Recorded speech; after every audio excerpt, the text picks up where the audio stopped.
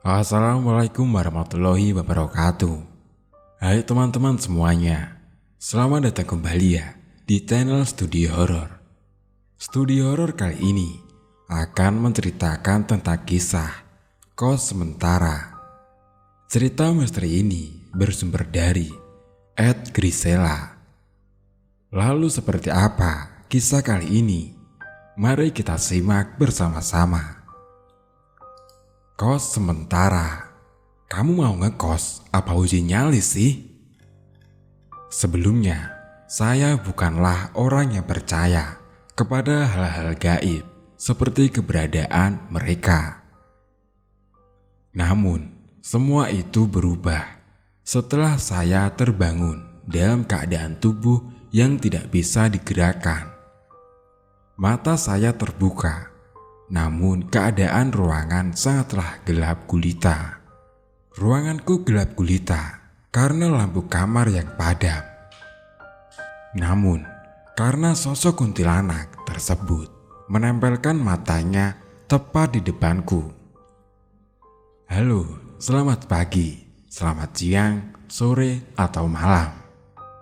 Perkenalkan, nama saya Laras. Dan hari ini saya ingin menceritakan sedikit pengalaman mistis yang saya alami saat dinas di Bangka.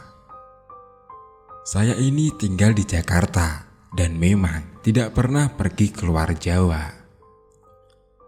Berhubungan saya sama sekali tidak pernah pergi keluar Jawa, saya terpaksa meminta bantuan dari kenalan sana untuk membantu saya mencari kos. Jadi, suka nggak suka, saya terima saja kos yang dia pilihkan karena takut merepotkan. Saat saya sampai di tempat, sekilas kos tersebut terlihat seperti kos biasa. Sang pemilik kos super ramah. Namun entah mengapa, hanya ada 2 orang yang menghuni kos ini.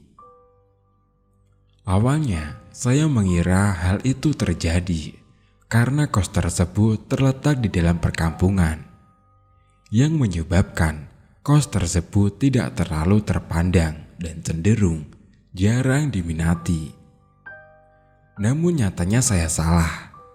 Ternyata hal itu disebabkan oleh gangguan mereka yang begitu seram. Awalnya semua memang berjalan dengan baik-baik saja. Saya pun berteman akrab dengan para anak-anak kos, serta pemilik kos itu sendiri. Seperti yang saya bilang, ada 2 anak yang menghuni kos tersebut. Sebut saja namanya Rara dan Hani. Mereka berdua adalah seorang mahasiswa yang memang berkuliah di sana. Berhubungan perbedaan umur kami tidak terlalu jauh, kita masih bisa berbicara akrab seperti remaja pada umumnya. Lalu suatu malam, tiba-tiba saja saya mendengar suara ketukan yang berasal dari luar. Kak Laras, Kak, masih bangun? Masih? Siapa nih? Saya bertanya. 10 detik kemudian, saya tidak kunjung mendapat jawaban dari sang pemilik suara tersebut. Karena itulah, saya berinisiatif untuk membukakan pintu kamar untuk mengecek siapa yang sedang berada di luar.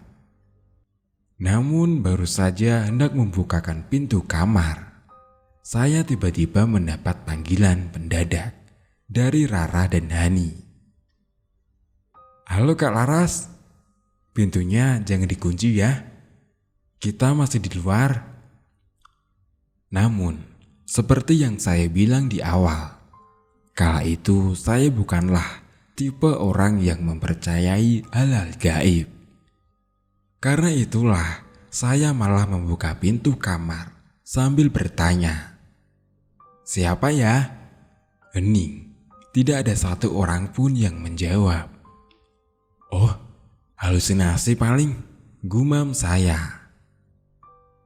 Sudah pede halusinasi, Pas nengok ke ujung lorong, ada kuntilanak yang sedang menyeringai saya. Alhasil, saya langsung membanting dan mengunci pintu kamar sampai Rara dan Hani pulang. Bagian penghuni kamar kosong.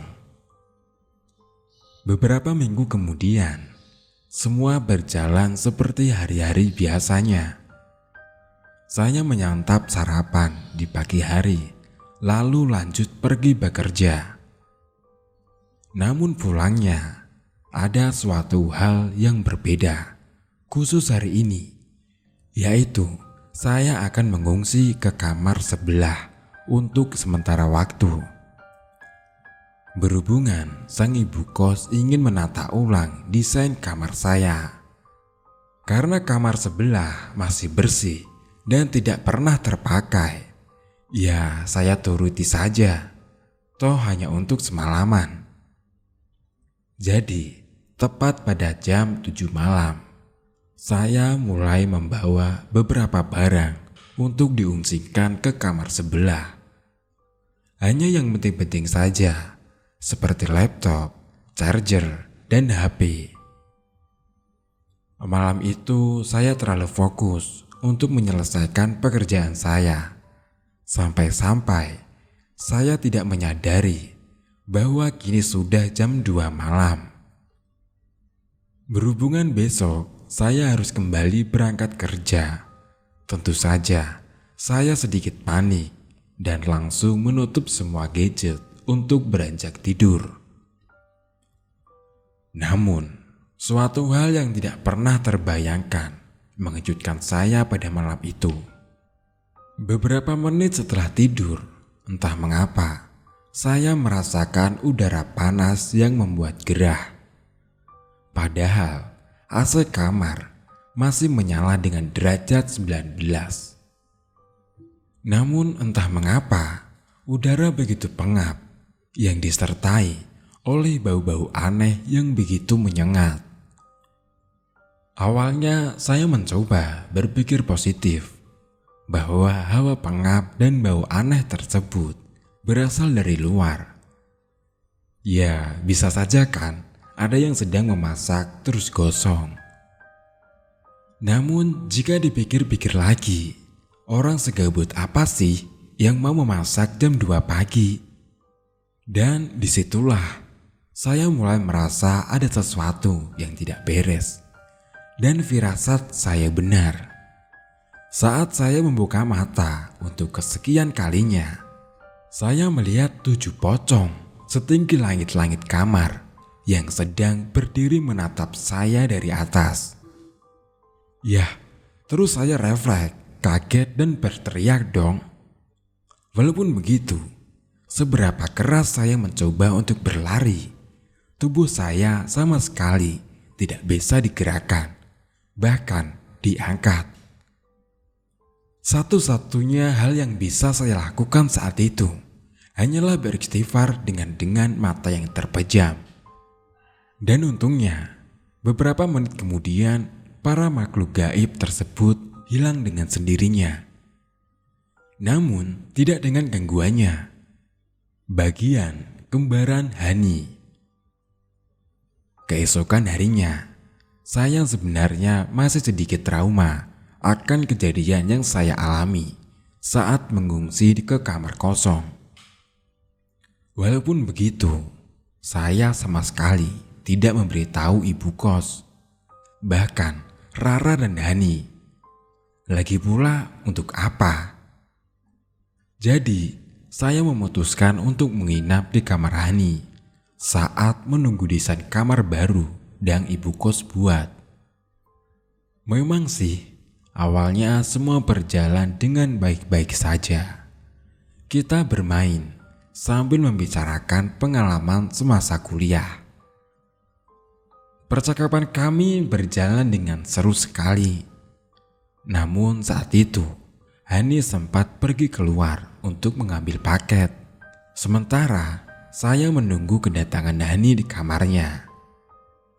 Beberapa menit kemudian, Hani akhirnya kembali. Namun entah mengapa, Saya tidak melihat satupun barang atau paket yang berada di tangannya. Lantas saya pun bertanya dong, "Ani, paketnya mana?" Namun ia hanya menggeleng, lalu berjalan ke pojok kasur dan duduk membelakangi saya. Saat itu sih, saya mikirnya Hani lagi bad mood karena paket yang datang tidak sesuai seperti di gambar. Jadi, saya pun membiarkannya saja. Namun, entah mengapa, lama-kelamaan saya merasakan hawa aneh yang menyelimuti kamar. Seperti ada sesuatu yang tidak beres. Namun apa? Akhirnya, saya tanya itu si Hani. "Hani, kamu ngerasa aneh gitu gak sih?" 1 detik, 5 detik, 10 detik. Detik demi detik berlalu. Namun ia hanya terdiam sambil menatap dinding secara kosong. "Hani, Hani." Saya memanggil Hani untuk yang kedua kalinya. Namun ia tak kunjung memberi jawaban. Karena saya pikir dia beneran bad mood, akhirnya saya memutuskan untuk keluar. Siapa tahu paketnya ditaruh di luar. Penasaran aja gitu, kok bisa sekecewa itu sama paket yang ia dapat. Pas sampai di ruang tamu, tiba-tiba saya disambut oleh Hani dengan wajah riangnya. "Kak Laras," panggilnya dengan mata yang berbinar-binar. "Lihat, paket makeup aku udah dateng. Bagus kan? Nanti cobain yuk." "Lah, Hani, kamu ngapain di sini? Bukannya tadi kamu di kamar?" tanya saya kebingungan. "Loh, enggak. Paketnya aja baru nyampe. Makanya aku baru masuk." "Kalau begitu, yang di kamar tadi bukan Hani dong?" Bagian hidangan dari Bu Kos. Beberapa minggu berlalu. Akhirnya gangguan itu tak datang lagi. Saya sudah kesenangan tidak diganggu. Padahal hantu itu pasti akan terus ada dimanapun saya berada. Pagi itu, seperti biasa, saya bangun tepat pada pukul 5 pagi untuk melaksanakan sholat subuh dan juga menyantap sarapan sebelum kembali bekerja.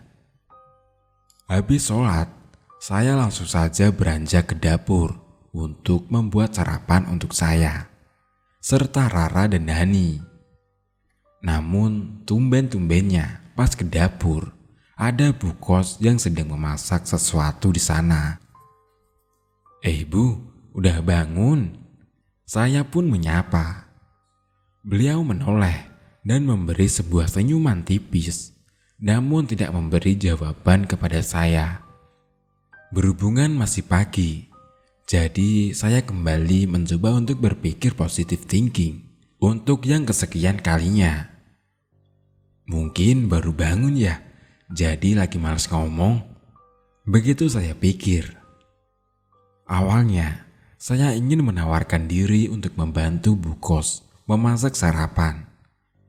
Namun, saya langsung mengurungkan niat itu setelah melihat gerak-gerik Bu Kos yang sedikit aneh dan tidak manusiawi.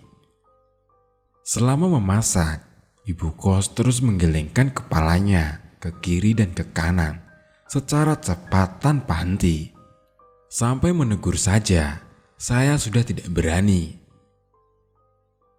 Orang macam apa yang menggelengkan kepalanya secara terus-menerus? Apalagi saat memasak begitu. Saya merasa merinding dan aneh. Saya pun bergegas untuk kembali memasuki kamar saya tanpa menoleh ke belakang sekalipun. Karena firasat saya mulai aneh. Saat saya hendak menarik gagang pintu, tiba-tiba saja saya mendengar sebuah panggilan dari Bu Kos. "Laras, makanannya udah jadi nih," begitu katanya. Dan saat saya menoleh ke arah dapur, kalian tahu apa yang saya lihat? saya melihat Bu Kos dengan wajah yang berlumuran darah.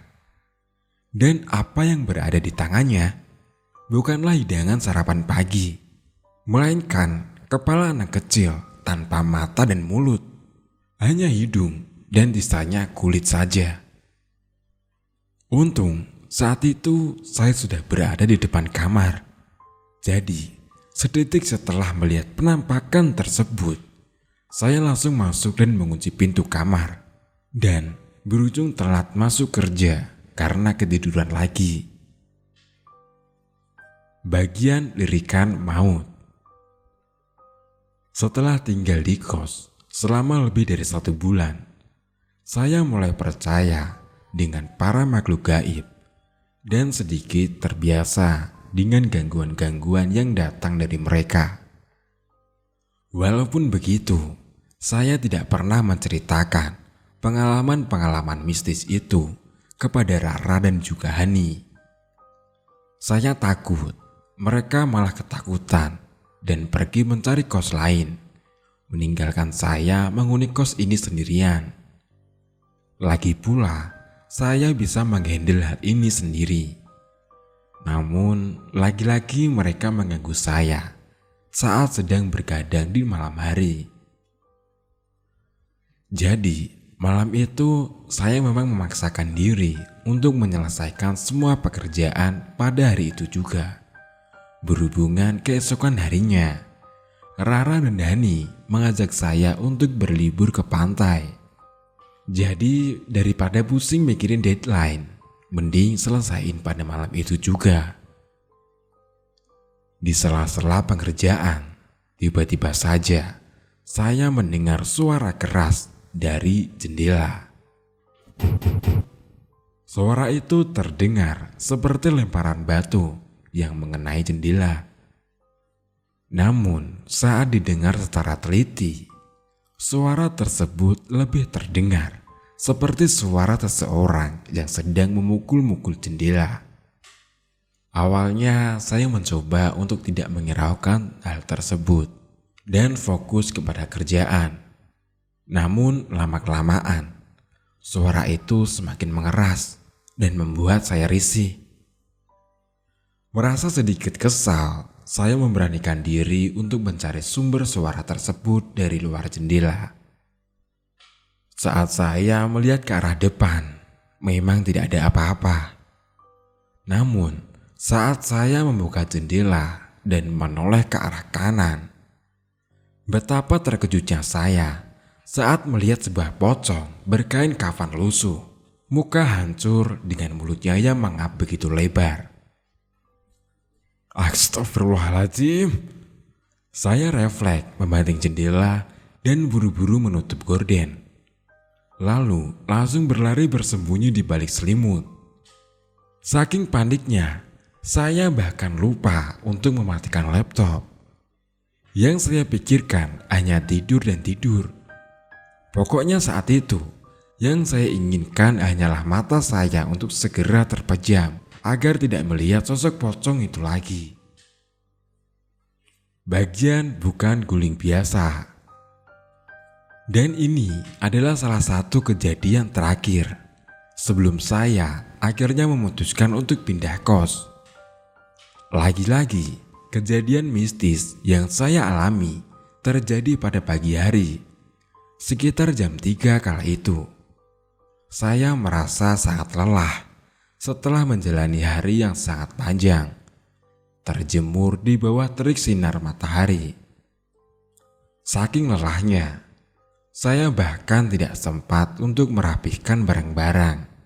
Intinya, habis pulang, saya langsung merebahkan badan saya ke kasur untuk beristirahat. Mungkin karena saya sudah tertidur dari jam 7 malam, akhirnya saya kembali terbangun pada jam 3 pagi. Karena juga sudah cukup lama saya tertidur. Karena saya merasa masih terlalu pagi untuk terbangun, saya pun memutuskan untuk kembali tidur dengan menghadap kanan sambil memeluk guling.